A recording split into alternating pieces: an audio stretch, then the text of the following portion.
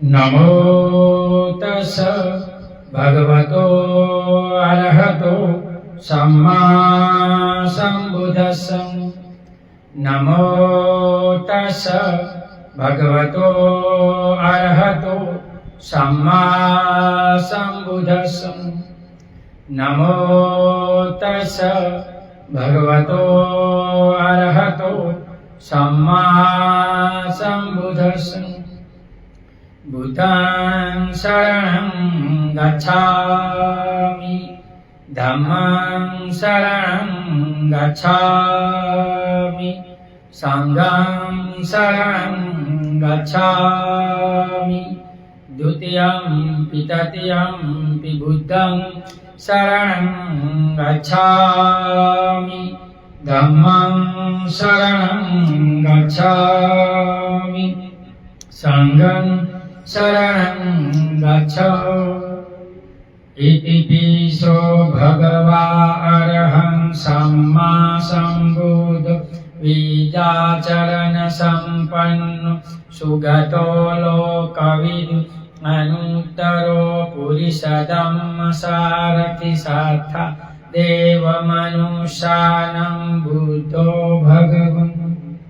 स्वाखातो भगवता धम्मो संदिठिको अकालिको एहिपस्सिको औपनायिको पाचकं वेदितवो व्युतुहि।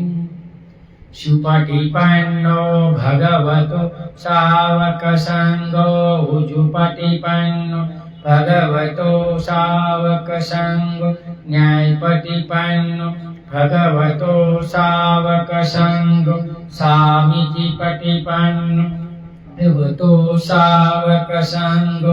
यदिदं चत्वारि पुरुषयुगानि अष्ट पुरुषपूगला एष भगवतो सावकसङ्गो।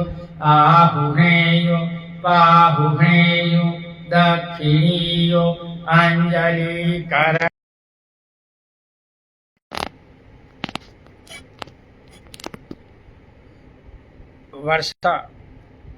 वर्षावास में अमरकोट विहार सुरेंद्रनगर गुजरात से भगवान बुद्ध का धम्म पुस्तक पढ़ रहे हैं। पाठ पहला, इनका पहला भाग और इनका 15वां अंश, देश छोड़ जाने का प्रस्ताव। दूसरे दिन सेनापति ने साहित्य संघ की दूसरी सभा बुलाई। इसका उद्देश्य था कि उनके अनिवार्य सैनिक भर्ती का प्रस्ताव पर विचार हो। जब संघ एकत्र हुआ तो प्रस्ताव किया, आज्ञा दी जाए कि वह 20 वर्ष और 50 वर्ष के बीच के प्रत्येक साहित्य के लिए गोलियों के विरुद्ध लड़ने में सेना में भर्ती होना अनिवार्य होने की घोषणा करे। सभा में दो पक्ष उपस्थित थे। जिन्होंने संघ की पहली सभा में युद्ध घोषणा के पक्ष में मत दिया, वे भी जिन्होंने उन्हें विरुद्ध मत दिया था वो भी।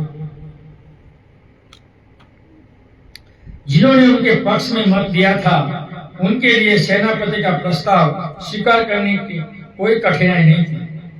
यह उनके पूर्व निश्चय का स्वाभाविक परिणाम था। लेकिन जिस अल्पमत ने उन निर्णय के विरुद्ध मत दिया था उसके सामने एक कठिनाई थी। उनकी समस्या थी बहुमत के आगे सर झुकाना या नहीं। अल्पमत का निश्चय था कि बहुमत के आगे सिर न झुकाए, इसलिए उन्होंने उस सभा में उपस्थित रहने का निर्णय किया था। दुर्भाग्य से किसी में यह साहस नहीं था कि यह बहुत खुलकर बात कर सके। कदाचित वे बहुमत का विरोध करने के परिणामों में परिचित थे। जब सिद्धार्थ ने देखा कि उनके समर्थक मौन है तो वह उठ खड़ा हुआ। तो सिद्धार्थ को जिन लोगों ने मत दिया था वो लोग मौन थे, बैठे तो थे, लेकिन सिद्धार्थ के सामने इन लोगों मौन थे, तो ये सब सिद्धार्थ चला गया और उसने संघ को संबोधित करने कहा, मित्रों, आप जो चाहे कर सकते हो। आपके साथ बहुमत है, लेकिन मुझे खेद के साथ यह कहना पड़ता है कि मैं अनिवार्य भर्ती का विरोध करूंगा। मैं आपकी सेना में सम्मिलित नहीं होऊंगा, मैं युद्ध में भाग नहीं लूंगा। कितनी करुणा सिद्धार्थ कि युद्ध में मैं भाग नहीं लूंगा। सिद्धार्थ गौतम को उत्तर देते हुए सेनापति ने कहा, याद करो उस शपथ को, याद करो जो तूने संघ का सदस्य बनने समय ग्रहण की थी कि मैं साइकियों की रक्षा के लिए तन मन धन न्यौछावर करूंगा, और अभी भाग खड़ा है। प्रतिज्ञा सेनापति सिद्धार्थ की याद कराता है। यदि तुम अपने दिए गए वचनों में किसी एक का भी पालन न करोगे तो तुम सार्वजनिक निंदा के भाजन बनोगे। सिद्धार्थ का उत्तर था, निस्संदेह मैंने अपने तन मन धन से साइकियों के हितों की रक्षा करने का वचन दिया है, लेकिन मैं नहीं समझता कि यह युद्ध साइकियों के हित में है। साइकियों के हित में के मुकाबले में सार्वजनिक निंदा का मेरे लिए कोई मूल्य नहीं है। क्या बोला? ये युद्ध से साइकियों का कोई हित नहीं है, मेरी निंदा होगी लेकिन इसके मेरे लिए कोई मूल्य नहीं है। निंदा करे वो करे। सिद्धार्थ ने संघ को इस बात की याद दिलाई और सावधान किया कि कोलियों ने निरंतर झगड़ते रहने के कारण साइकिल संघ बहुत कुछ कौशल नरेश के हाथ का खिलौना बन गया। अभी ये कौशल नरेश के अधीन ये देश था। क्यों? क्योंकि पहले भी ऐसे झगड़ा हुआ और कर्ज लेना पड़ा और राजा के अधीन होना पड़ा। तो अभी यहाँ अलग देश था, लेकिन वो दूसरे राजा का कहना मानना पड़ता था। इसकी कल्पना करना आसान है कि यह युद्ध साहित्य संघ को और भी अधिक दुर्बल बना देगा और इससे कौशल नरेश को एक और ऐसा अवसर मिल जाएगा कि वह साहित्य संघ में स्वतंत्र को और भी अधिक घटा दे। सिद्धार्थ बोलता है, तो पानी की बोतल छोड़ कि झगड़ा होगा तो हम और प्रसेन कौशल की सेना में बट जाएंगे, ऐसा इनका था।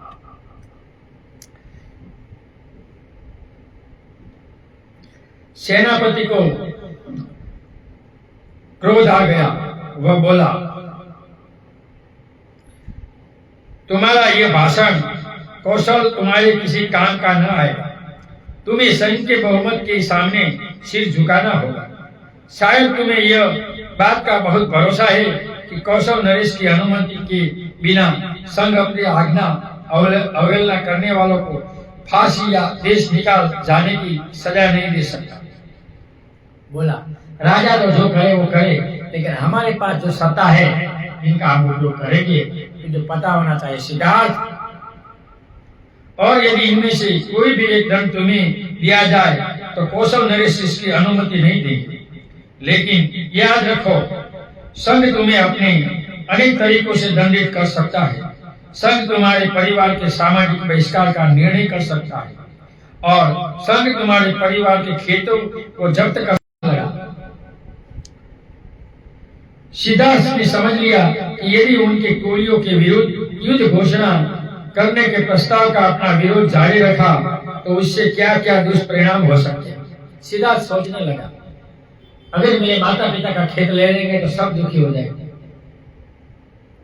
अगर फांसी देने का हुक्म देंगे देश निकाल का तो भी सब कुछ चला जाएगा। अब क्या करूं? तीसरा विकल्प था। इसलिए वह तीन बातों में से एक बात चुनाव कर सकता था। सेना में भर्ती होकर युद्ध में भाग ले सकता था, फांसी पर लटक सकता था या देश निकाल भी कर दिया जाना स्वीकार सकता था। अपने परिवार के लोगों का सामाजिक बहिष्कार और उनके खेतों की जब्ती के लिए राजी हो सकता था। वो कठिन काम था। पहली बात वह किसी भी हालत में स्वीकार नहीं कर सकता था। वह इस विषय में दृढ़ था। तीसरी बात पर तो वह विचार तक न कर सकता था। इस परिस्थिति में उसने सोचा कि उसके लिए दूसरी बात ही सर्वाधिक मान्य हो सकती है। देखो, तदनुसार सिद्धार्थ ने संत को संबोधित किया, कृपया मेरे परिवार को दंडित न करें, सामाजिक बहिष्कार द्वारा उन्हें कष्ट न दे, उनके खेत जब्त करके उनकी जीविका व्यय न करें। वे निर्दोष है, अपराधी नहीं हूँ, मुझे अकेले ही अपने अपराध का दंड भोगने दे। चाहे आप मुझे फांसी पर लटका दे, चाहे देश निकाल कर दे, आप जो चाहे दंड दे, मैं खुशी से स्वीकार करूंगा। अब सिद्धार्थ ने दंड स्वीकार किया। और मैं इस बात का वचन देता हूँ कि मैं इसकी शिकायत कौशल नरेश से नहीं करूंगा। अगर आपको राजा का डर है तो मैं राजा से बात नहीं करूंगा, मैं दंड स्वीकारने के लिए तैयार हूँ। कठिन है, क्योंकि यदि तुम स्वेच्छा से मृत्यु अथवा देश निकाल का स्वीकार करो तो भी कौशल नरेश को इस बात का पता लग ही जाएगा। वह निश्चय पूर्वक इसी बात पर पहुंचेगा कि साहित्य संघ ने ही यह दंड दिया होगा और वह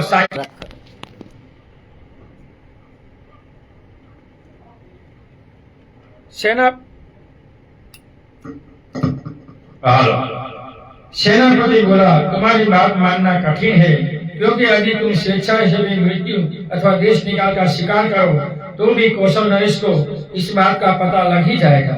वह निश्चय पूर्वक इसी परिणाम पर पहुंचेगा कि साहित्य संघ ने ही यह दंड दिया होगा और वह साहित्य संघ के विरुद्ध कार्यवाही करेगा। यदि यह कठिनाई है तो मैं आसानी से एक उपाय सुझा सकता हूँ। सिद्धार्थ गौतम का उत्तर था। तो सिद्धार्थ ने सेनापति को कहा, अगर आपको राजा का डर है तो मैं दूसरा एक उपाय आप लोगों को बता सकता हूँ। मैं परिवार बन सकता हूँ। तो उस काल में मुंडन कर कासा वस्त्र पहनकर या सफेद वस्त्र पहनकर घर बार छोड़ देते, इनको परिवार जब कहते थे। और 62 ऐसी परंपराएं थी परिवार बुद्ध काल। और देश के बाहर चला जा सकता हूँ, यह भी एक प्रकार का देश निकाला ही है। सेनापति ने सोचा कि यह सुझाव अच्छा है। सेनापति ने सोचा कि स्वेच्छा कह रहा है तो राजा को पता नहीं चलेगा और बोलेंगे कि परिवार का बनकर चला गया। किंतु उसे इसके कार्य रूप में परिणत होने में संदेह था। लेकिन फिर भी सेनापति को संदेह था। इसलिए सेनापति ने सिद्धार्थ से पूछा, बिना अपने माता पिता और पत्नी के अनुज्ञा से तुम परिवारजक कैसे बन सकते हो? जिनको परिवारजक बनना होता है, घर छोड़ना होता है, तो बीवी की या माता पिता की मंजूरी लेनी होती है। अभी भी बौद्ध में भी ऐसा है, बौद्ध भिक्षु बनते हैं तो वो परंपरा अभी भी सिद्धार्थ ने डाली कि तुम्हारी उपसदा होती है तब संत को लिख कर दिया होता है, शादी होती तो बीवी की साइड या माता पिता कभी उन्हें मंजूरी लेकर आया।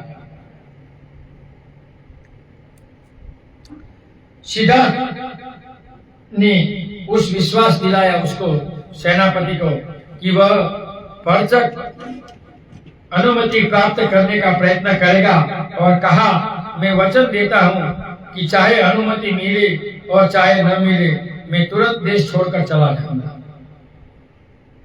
क्या बोला? मेरा माता पिता अनुमति दिए ना दे, लेकिन मैं देश निकाल का दंड लेने के लिए तैयार हूँ और परिवार जब बनकर मैं स्वेच्छा से चला जाऊंगा। संघ को लगा कि सिद्धार्थ का सुझाव ही इस विकट समस्या का सर्वश्रेष्ठ हल है। संघ ने स्वीकार कर लिया। सभा में सम्मुख जो कार्यक्रम था उसे समाप्त कर संघ विसर्जित होने को ही था कि एक तरुण साइके ने अपने स्थान पर खड़े होकर कहा, कृपया मेरी बात सुनिए, मैं कुछ महत्व की सूचना देना चाहता हूँ। तो तब एक साइके खड़ा होकर उस सुझाव की बात कर रहा है, सुनते आगे क्या होगा। धन्यवाद। उसे बोलने की अनुमति मिली तो उसे कहा, मुझे इससे तनिक भी संदेह नहीं कि सिद्धार्थ गौतम अपने वचन का पालन करेगा और तुरंत देश से बाहर चला जाएगा। लेकिन एक बात है जिससे मैं थोड़ा चिंतित हूँ। जबकि सिद्धार्थ आंखों से सदस्य हो जाएगा तो क्या संघ का यही इरादा है कि कोलियों के विरुद्ध युद्ध की घोषणा कर दी जाए?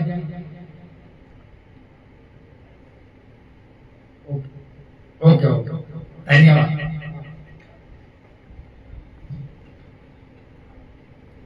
मैं चाहता हूं कि संघ पुनः इस बात का गंभीरतापूर्वक विचार करे। कुछ भी हो, कौशल नरेश को सिद्धार्थ गौतम के देश निकालने का तो पता लग ही जाएगा।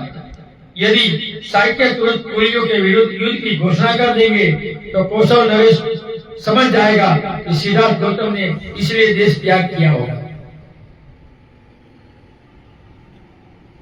ये साहित्य बोलता है कि तो भी राजा को तो पता चल जाएगा,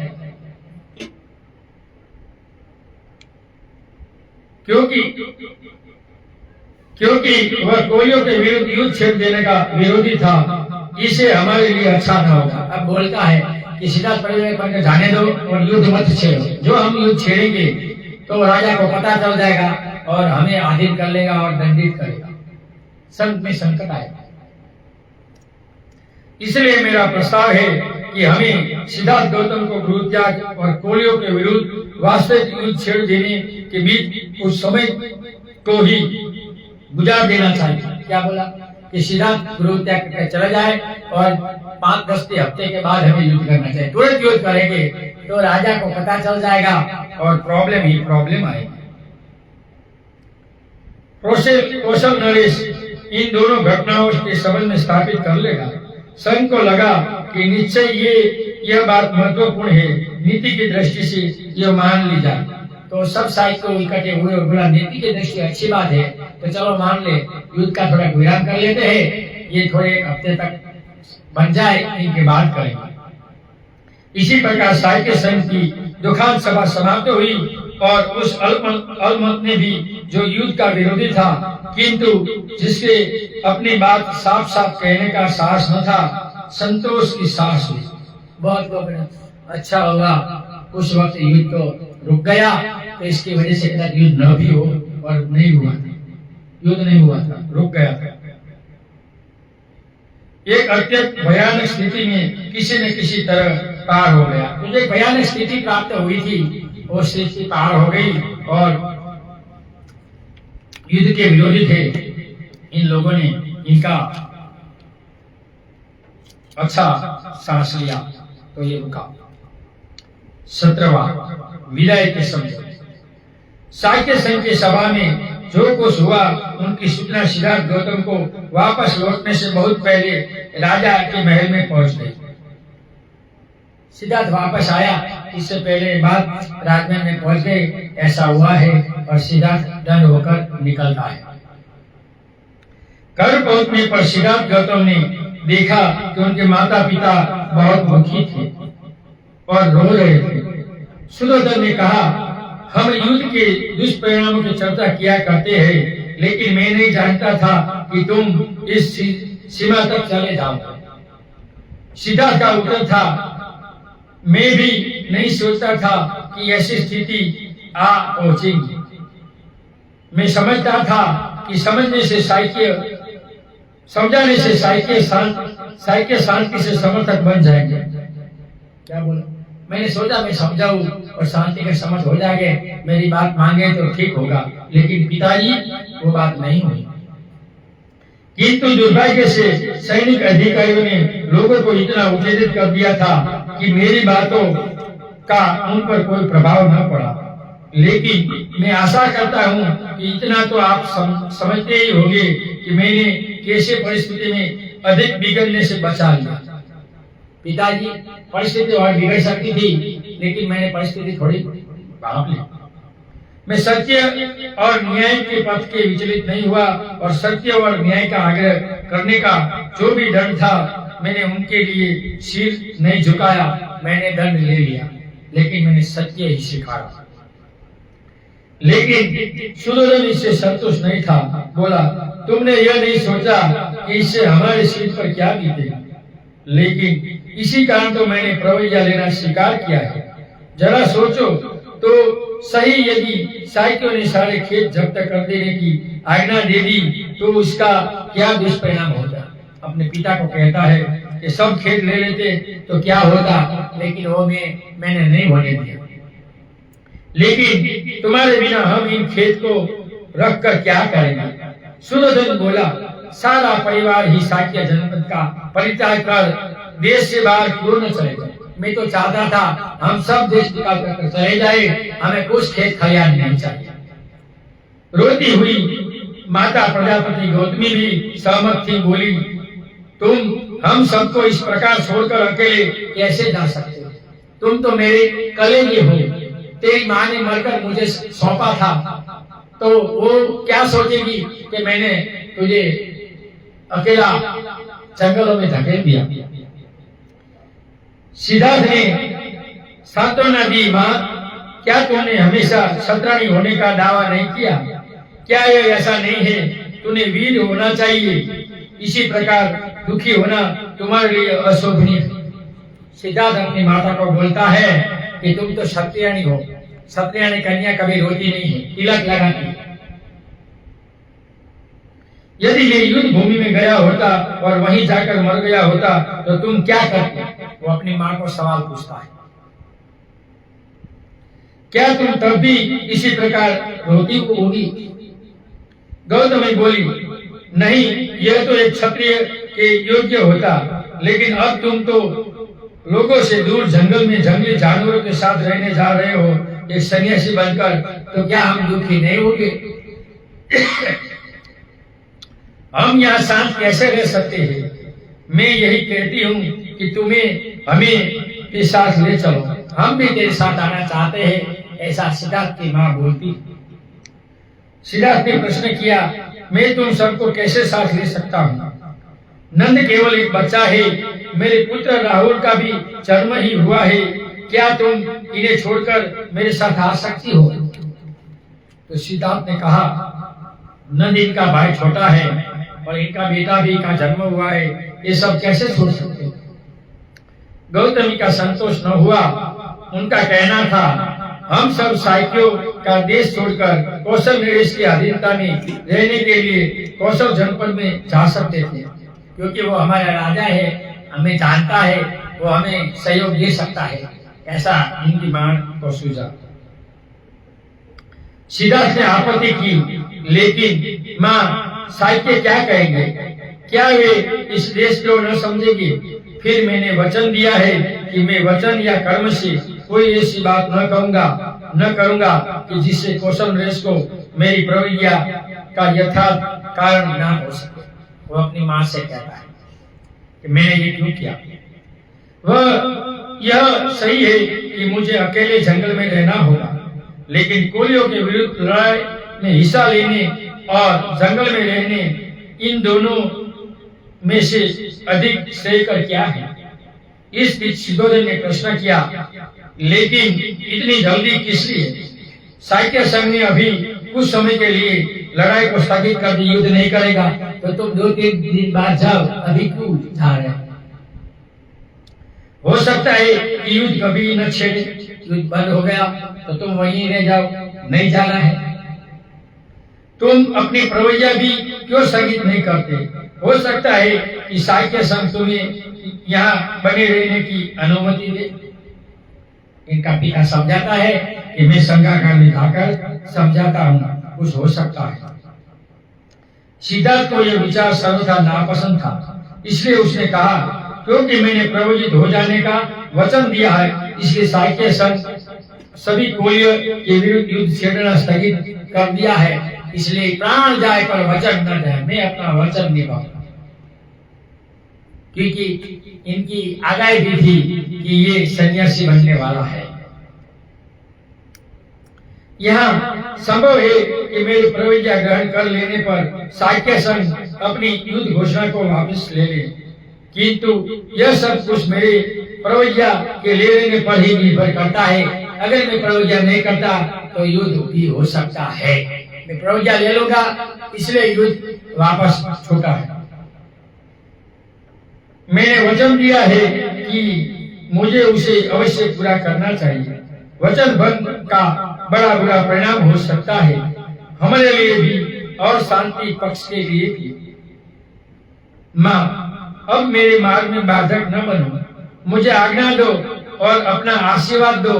कुछ हो रहा है अच्छे के लिए हो रहा है, जो हो रहा है वो बुरे के लिए नहीं हो रहा है।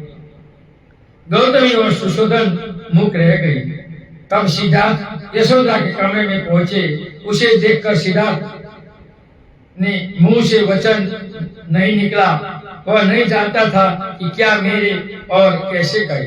यशोदा ने मौन भंग किया और बोली, कपिल वस्तु में साहित्य संघ की सभा में जो कुछ हुआ सब कुछ मैं सुन चुकी हूँ।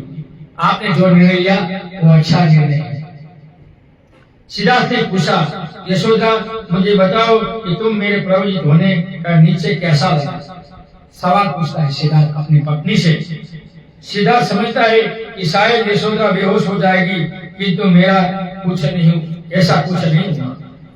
अपनी भावनाओं को अच्छी तरह अपने वश में रखकर उसने उत्तर दिया, यदि मैं भी तुम्हारी स्थिति में होती तो और दूसरा मैं कर ही क्या सकती थी। नीचे में कोरियों के विरुद्ध छेड़े जाने वाले युद्ध में हिस्सा न लेती और दंड विधान स्वीकारती। तब सिद्धार्थ की छाती खोल गई कि मेरी बीवी और मेरा दोनों की उम्र और विचार अच्छे एक सकते। तुम्हारे निर्णय ठीक है, तुम्हें मेरी अनुमति और समर्थन प्राप्त है। मैं भी तुम्हारे साथ प्रवचित हो जाती। यदि मैं नहीं हो रही तो इनका मात्र यही कारण है कि मुझे राहुल का पालन पोषण करना है। राहुल छोटा था, दूध पीता बच्चा था, इसलिए अभी मैं नहीं बनूंगी। ये बड़ा हो जाएगा तो मैं भी बन जाऊंगी। और ऐसा होता है, अपने बच्चे को भी भिक्षु बना देता है और अपने बीवी बन जाती है, माँ बन जाती है, भाई बन जाता है, पिता रह जाता है, बाकी सब बन जाता है, भिक्षु बन जाता है। इतिहास में पहला नमूना है। फिर भी इनका कोई पूजा नाम कुछ नहीं।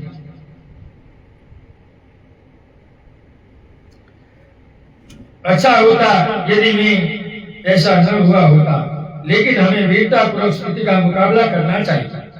अपने माता पिता तथा पुत्र की चिंता करना मैं तब तक जीऊंगी, उनकी देखभाल पर रखूंगी। अब मैं इतना चाहती हूँ कि अपने प्रिय संबंधियों को छोड़ छाड़ कर तो तुम प्रवचित हो जा रहे हो। तुम किसी ऐसे नए पथ का आविष्कार कर सको जो मानवता के लिए कल्याणकारी है। मुझे भी पता है आगे का कि तू सन्यासी बनने वाला हो, तो मैं इसमें रोड़ा नहीं करूंगा। यशोदा, इसको गुजराती में जसोदा बोल सकते हैं। सिद्धार्थ का इससे बड़ा प्रभाव हुआ। इसने पहले उससे कभी भी जाना था कि यशोदा इतनी दृढ़ थी। इनको पता चला, मुझे पता नहीं था कि मेरी बीवी इतनी दृढ़ है, इतने वीर भाव से संबंधित थी और इतनी अधिक उदारता थी। आज सिद्धार्थ को पता चला कि इतनी बीवी इनके विचारों से मेलजोल थी। आज ही उसे पता लगा कि कितना मैं भाग्यवान था कि मुझे यशोदा जैसी पत्नी मिली। आज भाग्य ने दोनों को पृथक पृथक कर दिया। इससे उसे राहुल को लाने को कहा। एक पिता की वास्तविक दृष्टि डालकर वो वहां से विदा हुआ। अपने पुत्र को आशीर्वाद दिया, हाथ रखा और बिना आंसू बहाए वहां से निकल पड़ा। 18वां ग्रुप कल पड़ेगा। समय हो गया, आज 5 मिनट ज्यादा हो गए, 35 मिनट से ज्यादा पूरा तो करना। ऑनलाइन और सामने सुनने वाले सभी लोगों को सुने हुए धम का हम पुण्यानुमोदन करते हैं। सुने हुए धम से आप सभी लोग सुखी हो, निरोगी हो, आपका कल्याण हो, आपका मंगल हो। ऑनलाइन और सामने सुने हुए लोगों को भाषा के कारण, वाणी के कारण समझा सके कि परिस्थिति मैंने समझाई, फिर भी मुझसे कोई दोष है, मेरी वाणी से किसी को कोई दुख लगा तो 2 हाथ जोड़कर क्षमा चाहता हूँ, क्षमा करे। मेरा कोई ऐसा इरादा नहीं था। नाथी में शरणम आर्यम, बुद्धो में शरणम वारम, एतेन सच्चवचनम होतु मे जय मंगलम। नाथी में शरणम आर्यम, धम्मो में शरणम वारम, एतेन सच्चवचनम होतु मे जय मंगलम। नाथी में शरणम आर्यम, संघो में शरणम वारम, एतेन सच्चवचनम होतु मे जय मंगलम। नमो बुद्धाय, नमो धम्माय, नमो संघाय। साधु साधु साधु। सबका मंगल हो, सबका कल्याण हो, सब सुखी हो, सब सुखी हो, सब सुखी।